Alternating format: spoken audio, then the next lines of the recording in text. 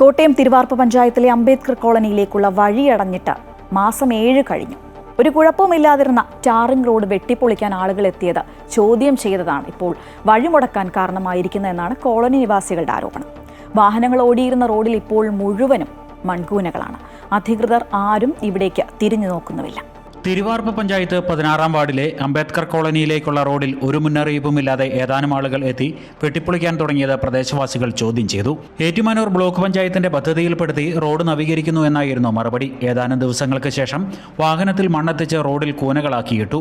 കോളനിയിലേക്കുള്ള ഏക റോഡിൽ മുന്നറിയിപ്പില്ലാതെ മണ്ണിറക്കിയതോടെ നാട്ടുകാർ പദ്ധതിയുടെ വിശദാംശങ്ങൾ ആരാഞ്ഞു.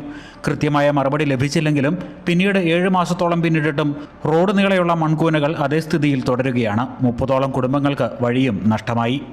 പ്രായം ചെന്നിരിക്കുന്നവരെല്ലാം വീണും തല്ലി വെള്ളത്തിൽ വീണിട്ട് കസേര വെച്ച് ചുമന്നാണ് ഞങ്ങൾ കാറയിലും ഓട്ടോയിലെല്ലാം കയറ്റിക്കൊണ്ടുപോകുന്നത്.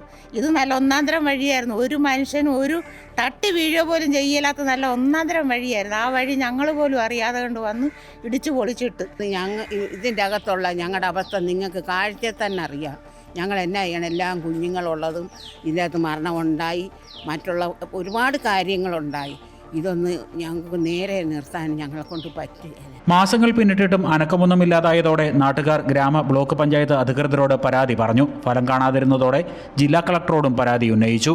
കളക്ടർ വിഷയത്തിൽ ഇടപെടുകയും ഉടൻ പ്രശ്നപരിഹാരം ഉണ്ടാക്കുമെന്ന് അറിയിക്കുകയും ചെയ്തെങ്കിലും പിന്നെയും മാസങ്ങൾ പിന്നിട്ടു.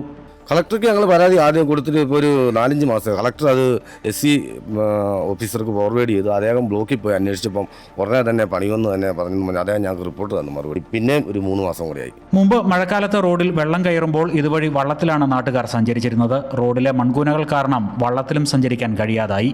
മഴക്കാലത്ത് ഭയങ്കര ബുദ്ധിമുട്ടായിരുന്നു. വെള്ളവും പോവുകയില്ല. മറ്റേ ഞങ്ങൾ വള്ളത്തെ അങ്ങോട്ടും ഇങ്ങോട്ടും പിള്ളേരെ ഇറക്കുകയും വലിയവർക്കാണെങ്കിലും പോകാനുള്ള സൗകര്യം ഉണ്ടായിരുന്നു.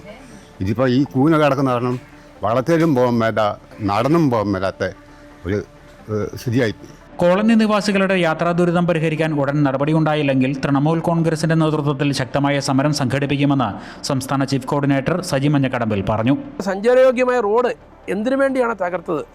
ഇതിന് പക്ഷേ 5 ലക്ഷം രൂപ അതിനകത്ത് അനുവദിച്ച് അതിനുള്ള വല്ല അഴിമതിയാണോ അതിൻ്റെ ലക്ഷ്യമെന്ന് പോലും സംശയിക്കേണ്ടിയിരിക്കുന്നു. അപ്പോൾ അടിയന്തരമായി ഇതിന് പരിഹാരം ഉണ്ടാക്കുവാൻ ബ്ലോക്ക് പഞ്ചായത്തും ഗ്രാമപഞ്ചായത്തും ശ്രമിക്കണം. അല്ലാത്ത പക്ഷം തൃണമൂൽ കോൺഗ്രസ് ശക്തമായ സമര പരിപാടിയുമായി മുന്നോട്ട് പോകും. പ്രശ്നപരിഹാരം തേടി പ്രത്യക്ഷ സമരപരിപാടികളിലേക്ക് കടക്കുവാനുള്ള തീരുമാനത്തിലാണ് നാട്ടുകാർ.